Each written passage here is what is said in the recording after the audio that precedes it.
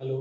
तो आज हम देखेंगे भारतीय संवैधानिक निकाय के बारे में, जिसमें हमारा टॉपिक है जो वो यूपीएससी है। ऐसे ऐसे कर करके छोटे छोटे वीडियो के थ्रू आपको जितने भी संवैधानिक निकाय हैं उनके सारे वीडियो मिलेंगे।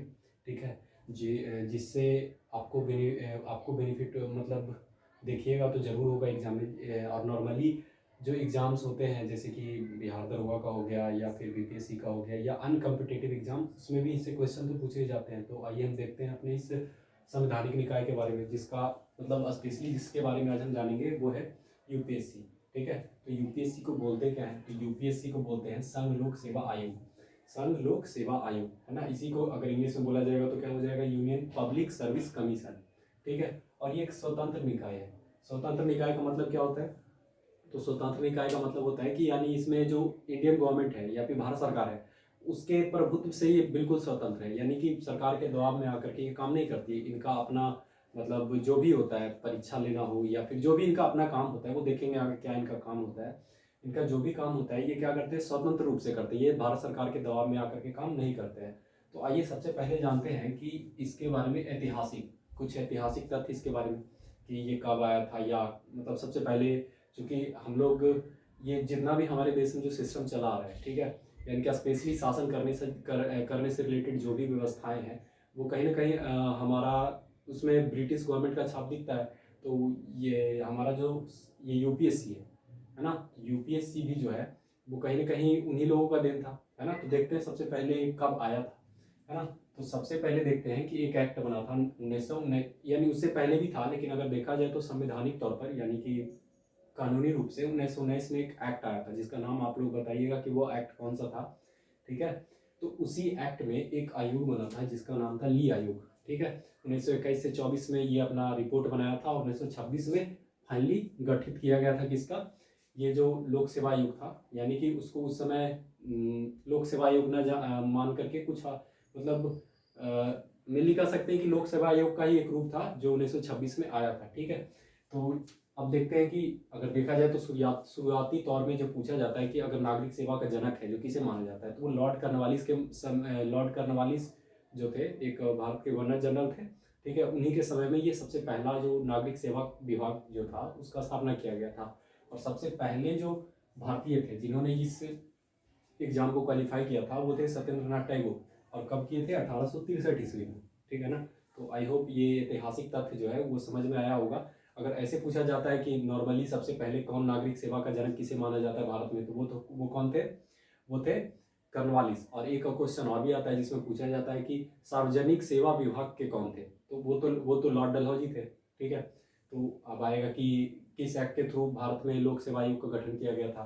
तो एक्ट तो था 1919, लेकिन आयोग पूछेगा तो ली आयोग। और कब आया था? 1926 में। ठीक है, अब देखते हैं, ये तो था कि ऐतिहासिक प्रावधान था। अब देखते हैं हम आगे कि वर्तमान समय में क्या क्या जो इससे जुड़े हुए जो तथ्य हैं उनको जानेंगे। ठीक है, तो देखिए वो रहा है कि यहाँ संख्या व योग्यता का उल्लेख नहीं है। अब कहने का मतलब संख्या या योग्यता का उल्लेख कहाँ नहीं है? तो हमारे संविधान में यूपीएससी के बारे में वर्णन तो है, अब कहाँ है? तो भाग 14 में है ना। कहाँ से कहाँ तक? आर्टिकल 315 से 323 तक। ठीक है, लेकिन संविधान में ये नहीं लिखा गया है कि इसका संख्या कितना होगा या योग्यता क्या होगा, है ना। बस संविधान में ये लिखा गया है कि जो भी व्यक्ति इस आयोग का सदस्य या अध्यक्ष बनता है, ठीक है ना, तो वो भारत सरकार या किसी राज्य सरकार के समक्ष कम से कम 10 वर्ष तक कार्य किया हो या कार्य करने का अनुभव रहा हो, उसे बनाया जा सकता है ना। तो अभी एक केस आया था कि लिटरल एंट्री दे रही है सरकार, है ना। तो लिटरल एंट्री दे रही है तो ऐसा तो संविधान में ही वर्णन नहीं है कि मतलब उसका योग्यता क्या होगा या फिर मतलब कितना संख्या होगा, है ना। तो भारत सरकार अपना एक रूल बना करके कर सकती है वैसा। ठीक है, तो ये मतलब अगर मेनली बस देखा जाए तो ये एक मतलब रखा गया है कि कम से कम भारत सरकार या राज्य सरकार के अंडर जो है उसको 10 वर्ष काम करने का अनुभव होगा ना, तभी वो अध्यक्ष या सदस्य बन सकता है ना। आप देखते हैं कि दूसरा है, इसमें है संरचना का निर्माण, है ना। संरचना करने का मतलब कि अब इसमें कितने सदस्य होंगे, कितने अध्यक्ष होंगे, कितना बड़ा स्वरूप होगा, इसका निर्धारण कौन करता है? चूंकि ये स्वतंत्र निकाय है ना। तो स्वतंत्र निकाय है, लेकिन देश में सबसे बड़े कौन है? राष्ट्रपति। तो राष्ट्रपति इसका निर्धारण करते हैं कि इसमें कितने सदस्य होंगे, है ना, और कितने अध्यक्ष होंगे। फिर है राष्ट्रपति को संबोधित त्याग पत्र देते हैं, है ना, त्याग पत्र देते हैं। क्योंकि ये एक स्वतंत्र संस्था है ना, तो भारत सरकार के अंडर काम नहीं करती है, तो भारत सरकार को ये अपना त्याग पत्र नहीं दे सकती है। ये अपना त्याग पत्र किसको देती है? ये मतलब संस्था के जो भी जुड़े सदस्य होंगे वो अपना त्याग पत्र देंगे किसको? राष्ट्रपति को, है ना। चाहे सदस्य हो या अध्यक्ष हो, राष्ट्रपति को संबोधित कर अपना त्याग पत्र देते हैं, ठीक है। अब आता है कि कदाचार और योग्यता की जांच। तो कदाचार और योग्यता की जांच तो करता है ये, कौन बोलते हैं इसको, हमारा सुप्रीम कोर्ट करता है, ठीक है। कदाचार और योग्यता की जांच सुप्रीम कोर्ट करता है, किसके सलाह पर? प्रेसिडेंट की सलाह पर, प्रेसिडेंट की सलाह पर, ठीक है। कदाचार योग्यता, मान लीजिए कि अध्यक्ष में कुछ ऐसा करप्शन हुआ है तो उसकी जांच कौन करेगा? सुप्रीम कोर्ट करेगा, किसकी सलाह पर? प्रेसिडेंट की सलाह पर। अगर ऐसा कोई भी मुद्दा सामने आता है जिसमें ऐसा बोला जाता है कि आयोग में कुछ धांधली हुआ है, तो आयोग में जब कुछ धांधली हुआ है तो प्रेसिडेंट उसका मतलब बोलेंगे कि सुप्रीम कोर्ट को भेजेंगे कि देखिए क्या बात है, ये है वो है। तो सुप्रीम कोर्ट जो अपना वर्डिक्ट देगा, है ना, कि हाँ ये बात सही निकला है, तो वो राष्ट्रपति को फिर मानना पड़ता है, ठीक है। अब आता है कार्यकाल। तो इसके अध्यक्ष या सदस्य का जो कार्यकाल होता है वो 6 वर्ष या 65 वर्ष की आयु तक होता है। अब 6 वर्ष या 65 वर्ष की आयु तक क्या मतलब, इसमें क्या है? तो 6 वर्ष कहने का मतलब कि मान लीजिए कि कोई व्यक्ति है जो जिसका 65 वर्ष नहीं पूरा है, ठीक है, लेकिन मतलब जितना होना चाहिए, मतलब एक्चुअल में मान लीजिए कि कोई एक ऐसा आदमी था जिसका 65 वर्ष पूरने में 3 साल बाकी था, अगर उसको अध्यक्ष बना दिया गया तो वो 65 साल होते ही हट जाएगा। ये नहीं कि 6 साल लिखा है तो वो 6 साल ही रहेगा, ठीक है। तो मेन बात आता है यहाँ पे कि 6 वर्ष की आयु तक रहेगा अगर 65 वर्ष नहीं पूरा हुआ है तब। अगर 65 वर्ष पूरा हो गया है तो 6 वर्ष से कम भी रह सकता है, ठीक है। अब देखते हैं कि इसकी संरचना, ठीक है। आयोग ये देख लिए होंगे सलाह पर, इसको मिटा देते हैं। अब देखते हैं संरचना। तो संरचना में क्या होता है? संरचना में एक अध्यक्ष तो कंफर्म होगा कि एक अध्यक्ष होगा ही होगा, ठीक है। फिर 8, अभी वर्तमान में 8 सदस्य हैं, चूंकि हमारे संविधान में भी ये उल्लेख नहीं है कि इसमें कितना संख्या होगा, इसका योग्यता क्या होगा। योग्यता तो छोड़ देते हैं, अभी देख लिए वहाँ पे।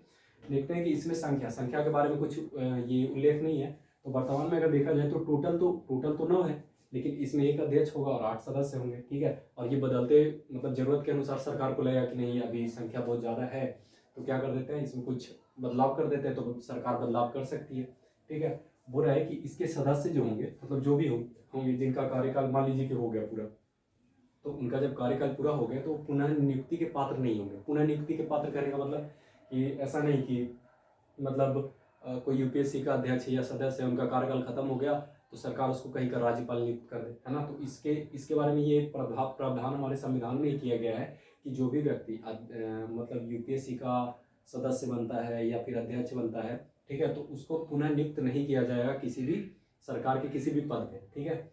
और एक और चीज़ है कि इनका जो भी वेतन होगा या भत्ता होगा, यानी रिटायर होने के बाद जो पेंशन मिलता है या फिर मतलब प्रेजेंट टाइम में जब वो काम करते रहते हैं तो उनका जो वेतन होता है उसको दिया जाता है संचित निधि से। तो आता है कि संचित निधि से क्यों दिया जाता है? तो संचित निधि से इसलिए दिया जाता है ताकि सरकार का एक दबाव इस पे न रहे, मतलब आयोग पे दबाव न रहे कि सरकार चाहेगी तो बिल पास कर करके उसमें क्या कर सकती है, बदलाव कर सकती है ना। तो इसलिए इसको संचित निधि से मतलब वेतन देने का प्रावधान या भत्ता देने का प्रावधान रखा गया है कि सरकार का इस पर प्रेशर ही न रहे, वो अपना मतलब फ्री ढंग से या फिर फ्रीली काम करता रहे, ठीक है। अब इसके बारे में देखेंगे कुछ महत्वपूर्ण अनुच्छेद, ठीक है, जिसमें मतलब स्पेशली तो आप सबको पता ही होगा कि आर्टिकल 315 जो है वो किससे जुड़ा हुआ है, यूपीएससी से, है ना। तो ये आर्टिकल 315 जो मेनली प्रावधान करता है कि देश में एक यूपीएससी होगा, उसका सदस्य होगा, अध्यक्ष होगा। अब आता है आर्टिकल 316। आर्टिकल 316 में कार्यकाल के बारे में वर्णन है, पदावधि के बारे में वर्णन है कि कितने समय तक रहेंगे जो भी अध्यक्ष होंगे या सदस्य होंगे, उनका कार्यकाल क्या होगा। फिर आता है 320।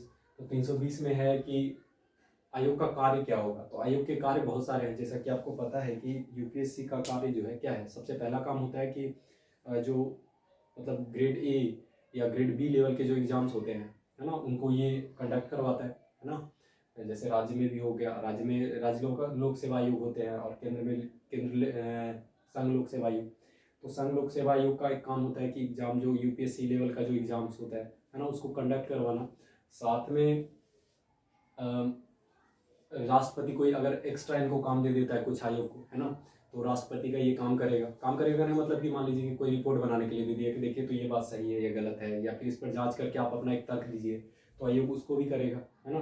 तो फिर जो इंटरव्यू वगैरह होता है यूपीएससी में, है ना, या फिर बहुत सारे डिफेंस के भी एग्जाम होते हैं, जैसे सीडीएस हो गया या एनडीए हो गया, उसको भी यूपीएससी कंडक्ट करवाता है ना। तो जो जो भी ग्रेड ए लेवल का जो इंडिया में जॉब होता है ना, उसको कंडक्ट करवाने के लिए यूपीएससी रिस्पॉन्सिबल है, ठीक है। और उसका वर्णन जो है आर्टिकल 320 में किया गया है कि उसका कार्य क्या होगा। तो उसका कार्य तो देख लिए कि क्या क्या कार्य है, एग्जाम करवाना, इंटरव्यूज़ करवाना, है ना। और उसके बाद अगर राष्ट्रपति कोई काम देता है ना, राष्ट्रपति कोई काम देता है कहने का मतलब कि राष्ट्रपति बोल दिया कि भाई ये टॉपिक है, आप इस पे देखिए तो इसका क्या क्या निष्कर्ष है, इसके बारे में जो भी है, मतलब जो काम उसको राष्ट्रपति सौंपेगा उसको करना ही है, ठीक है। अब आता है आर्टिकल 323। तो राष्ट्रपति काम तो दे दिए है ना, तो राष्ट्रपति काम दे दिए है तो वो अपना एक रिपोर्ट तैयार करेगा, है ना। और 323 में है कि वो अपना प्रतिवेदन किसको देता है, राष्ट्रपति, ठीक है।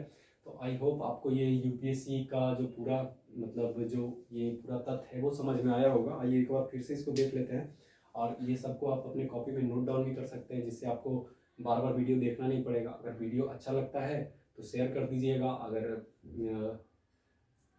नहीं भी कीजिएगा तो कोई बात नहीं है, लेकिन फिर भी आप इतना मेहनत कर रहे हैं तो आप लोग को भी थोड़ा सा सपोर्ट चाहिए आपका, ठीक है। तो आइए देखते हैं, फिर से रिवाइज कर लेते हैं। संवैधानिक निकाय, ठीक है, इसमें ढेर सारे बॉडीज आते हैं, धीरे धीरे हम सबके बारे में चर्चा करेंगे। तो सबसे पहला हम देख रहे हैं यूपीएससी। तो यूपीएससी क्या है ना। तो इसका फुल फॉर्म होता है यूनियन पब्लिक सर्विस कमीशन, है ना। कभी कभी तो फुल फॉर्म ही पूछ लिया जाता है, जैसे कुछ कुछ एग्जाम्स, है ना। तो याद रखिएगा कि यूपीएससी का फुल फॉर्म क्या होता है, यूनियन पब्लिक सर्विस कमीशन। ये क्या है पूछा जाएगा, ये संघ लोक सेवा आयोग, ये यूपीएससी कैसा निकाय है, तो एक स्वतंत्र निकाय है। स्वतंत्र निकाय बता दिए कि ये राज्य मतलब राज्य में अगर राज्य लोक सेवा आयोग है, और अगर केंद्र में संघ लोक सेवा आयोग है, तो वो सरकार के नियंत्रण में काम नहीं करता है, वो काम करता है मतलब स्वतंत्र है, तो स्वतंत्र काम करेगा, मतलब जो भी एग्जाम्स का कैसे होगा क्या होगा सब कुछ यही तय करता है। अब इसको हिंदी में बोलते हैं संघ लोक सेवा आयोग, यूनियन पब्लिक सर्विस कमीशन को। इसका वर्णन है भाग 14 में, ठीक है। हमारे संविधान में टोटल 22 भाग थे जिस समय संविधान बना था, है ना।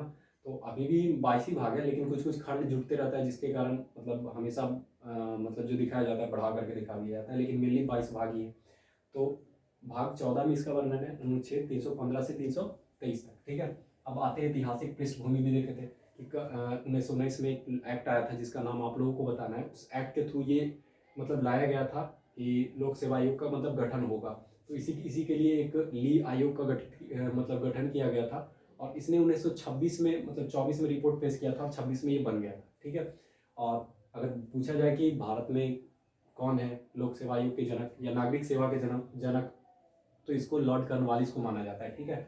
सबसे पहले व्यक्ति जो थे वो सत्येंद्रनाथ टैगोर थे, जो 1863 ईस्वी में इस एग्जाम को मतलब पास किए थे। पहले भारतीय थे, है ना, पहले व्यक्ति नहीं, मतलब पहले भारतीय थे जो इस एग्जाम को क्या कर पाए थे, क्रैक कर पाए थे, जो इंडियंस थे, ठीक है, मतलब स्पेशली इंडियन थे वो। अब आता है मुख्य तथ्य के बारे में देखें तो हमारे संविधान में वर्णन तो है, लेकिन इसके संख्या और योग्यता का उल्लेख नहीं है, ठीक है। कभी कभी ऐसे कर करके कोड दे करके पूछ लिया जाता है कि यूपीएससी के बारे में इतना संख्या निर्धारित है या ये है वो है। तो जैसा कि आपको पता होना चाहिए कि संख्या और योग्यता का कोई भी वर्णन नहीं है, बस एक चीज़ लिखा हुआ है कि भारत या राज्य सरकार के समक्ष 10 वर्षों के कार्य करने का अनुभव हो, ठीक है। अब आता है संरचना। तो संरचना का निर्धारण कौन करता है, राष्ट्रपति। राष्ट्रपति करते हैं कि इसमें कितने सदस्य होंगे, है ना, कितने अध्यक्ष होंगे, कैसा स्वरूप होगा।